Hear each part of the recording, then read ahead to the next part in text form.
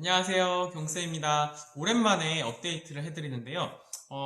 그동안 제가 말씀드렸던 독서와 공부에 대해서는 제가 사실 항상 준비를 하고 원고를 쓰고 말씀을 드렸는데 오늘은 그냥 공부에 대해서 제 떠오르는 생각을 조금 두서없이 나열해보고자 합니다.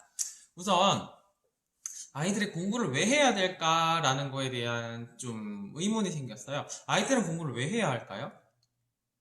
물론 공부를 하면 선택할 수 있는 직업의 가짓수가 많아질 수 있어요. 근데 사실 공부를 하지 않아도 더 많고 더 다양한 직업을 가질 수도 있습니다. 물론 우리가 그 공부를 하는 것 자체가 우선 정해진 교육 체계에 맞춰서 열심히 체계적으로 성실함을 기른다라는 측면에서는 공부는 필수적이라고 저는 생각을 합니다. 하지만 또 다른 쪽에서 말씀하시기는 공부를 굳이 할 필요는 없다. 자기 개발을 하는 것이 더 중요하다라고 하지만 저는 또 공교육의 교사 입장에서 말씀드리자고 하면 그래서 아이들이 공부를 안 하고 다른 좋아하는 거를 잘하는 것도 정말 중요하지만 학교에서 배우는 것에 대해서 저는 최선을 다해본다라는 것 자체가 굉장히 의미가 있다고 생각을 해요.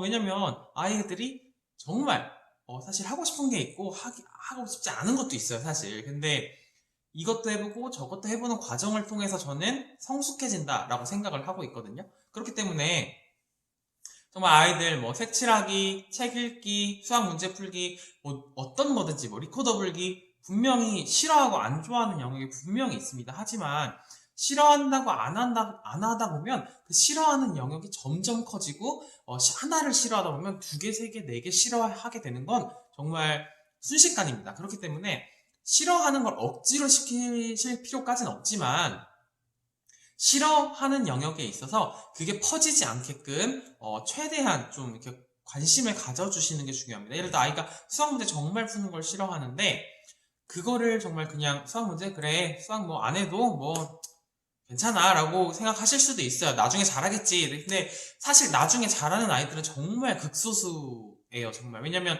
저도 이제 교육 경력이 10년 넘어가고 이제 쭉 하고 있는데 잘했던 초등학교 때 잘했던 아이들이 보통 계속 잘하는 경우가 굉장히 많습니다. 물론 초등학교 때 잘하지 않던 아이들이 잘하는 경우도 있는데 정말 저는 이제 제자들 같은 경우에는 아직까지는 못 봤어요. 보통 다 초등학교 때 성실하고 공부도 잘하던 아이들이 점점 더 잘하는 모습을 좀 보기는 했어요. 그래서 저는 하나 말씀드리는 건 우리 아이가 공부를 해야겠다라고 생각을 하셨기 때문에 제 영상을 보시는 거라 믿습니다. 그렇기 때문에 우리 아이는 공부를 해야 됩니다. 근데 싫어하는 게 있어요. 싫어하는 게 절대 커지게 하면 안 됩니다. 그러면 이 싫어하는 걸 잡아주는 게 필요해요. 그러면 어떻게 해야 될까요?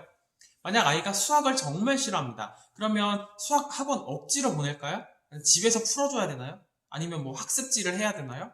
아니면 놀이 수학, 창의력 수학을 보내야 되나요? 정말 고민들이 많으실 텐데 싫어하는 영역을 좀 좋아하는 영역이랑 섞는 게 가장 중요해요. 예를 들어서 수학을 정말 싫어하는데 책 읽기를 좋아해요. 그럼 수학 동화라든가 수학 만화라도 보통 만화는 전 추천드리진 않지만 수학 만화라고 해도 그래도 이렇게 좀 접목시키는 게 굉장히 중요하다고 생각을 해요. 그리고 아이들이 수학을 싫어하는 정말 가장 큰 이유는 재미가 없어서예요. 왜냐면 아이들은 정말 재미있는 걸 하고 싶어요. 사실 어른인 저희들도 재밌는 거 하고 싶지 사실 재미없는 거 하고 싶지 않잖아요. 그렇기 때문에 수학을 재밌게 만들어주기 위해서 수학 동화, 수학 만화를 연결해 준다든가 아니면 수학 애니메이션을 보여준다든가 아니면 현재 수학보다 낮은 예를 들어 현재 아이가 3학년이라면 2학년, 1학년 수준의 좀 쉬운 수학 문제를 다시 풀어본다든가 하는 이런 식으로 좀 아이가 정말 그 싫어하는 게 커지지 않게 하는 게 저는 학습에서 정말 중요하게 생각을 하는 부분입니다.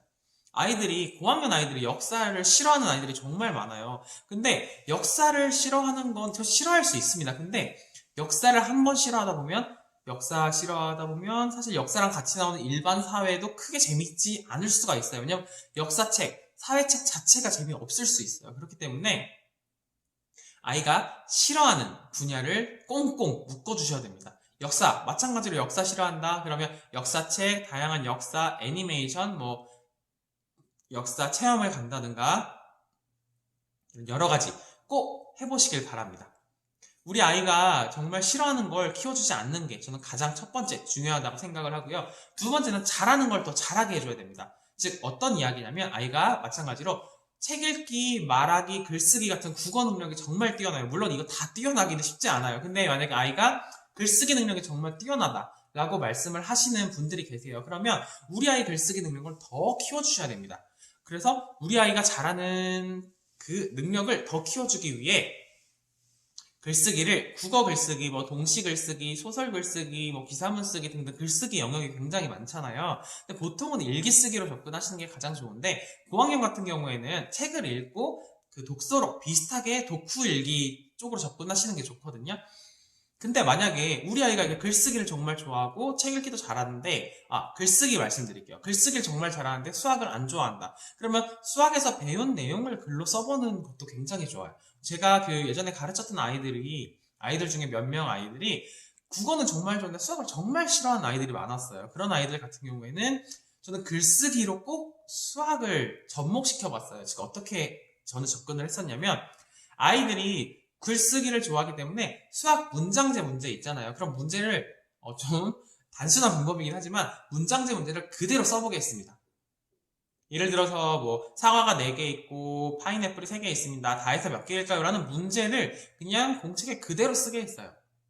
왜냐면 수학 문제 자체가 사실 아이들이 뭐 읽기도 싫고 어렵고 해서 싫은 거예요. 근데 그 글쓰기 자체가 글쓰기를 좋아하는 아이들은 문제를 쓰라고 하면 곧잘 씁니다. 근데 또 정말 재미있는 사실은 문제를 다시 한번 쓰다 보면 문제가 풀립니다. 그런 경우 많으실 거예요. 아이가 엄마 이거 어떻게 풀어요? 아빠 이거 어떻게 풀어요? 물어보는데 옆에서 그냥 문제만 읽어줬는데 아이가 풀어요. 이런 경험 있으시죠? 이것도 글쓰기도 똑같아요. 아이가 글쓰기를 좋아하면 그냥 문제를 써보게 한 번 더 써보게 하면 아이들이 오히려 더 잘하는 경우도 많이 있습니다.